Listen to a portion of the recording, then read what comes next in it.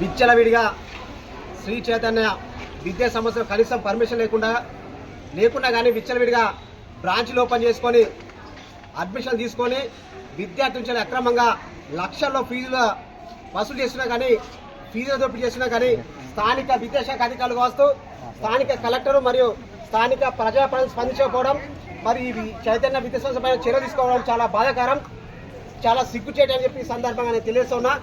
అసలు మీకు ఈ హన్మకొండ జిల్లాలో శ్రీ చైతన్య విద్యా సంస్థ ఇక్కడ పర్మిషన్ ఉందా? ఒకవేళ ఉంటే మాత్రం మీరు బహిరంగ చర్చకు రావాలని చెప్పి నేను కోరుతా ఉన్నా. ఒక్క దగ్గర పర్మిషన్ ఉంటే మరో పక్క 4-5 బ్రాంచ్లు ఓపెన్ చేసుకొని ఇష్టారాజ్యంగా బ్రాంచ్లు ఓపెన్ చేసుకొని మీరు పేద విద్యార్థుల నుంచి అక్రమంగా ఫీజులు వసూలు చేయడం ఇది కరెక్టేనా అని చెప్పి నేను అడుగుతా ఉన్నా. ఎన్నోసార్లు విద్యాశాఖ అధికారులకు మరి స్థానిక కలెక్టర్కు ప్రజలకు చెప్పినా కానీ మరి ఎందుకు శ్రీ చైతన్య విద్యా సంస్థల పైన మీరు చర్యలు తీసుకోవట్లేదు? మరి వారికి ఏమైనా కుమ్ముక్కాయ మీరు వారికి సపోర్ట్ చేస్తున్నారని చెప్పి నేను అడుగుతా ఉన్నా. ఎందుకంటే కాయ కష్టం చేసి విద్యార్థులను చదివిస్తున్నటువంటి తల్లిదండ్రుల నుంచి మీరు ఎందుకు లక్షల్లో ఫీజులు దోపిడీ వసూలు చేస్తా ఉన్నారు? వారి దగ్గర ఎందుకు ఫీజులు వసూలు చేసి వారి దగ్గర ఇష్టరాజ్యంగా పుస్తకాల పేరుతోటి అడ్మిషన్ల పేరుతోటి మరియు టైప్ బెల్ట్ మరియు ఇతర సామగ్రి వల్ల మీరు ఎందుకు వారి నుంచి అక్రమంగా ఫీజులు చేస్తున్నారని చెప్పి నేను అడుగుతా ఉన్నా. అయ్యా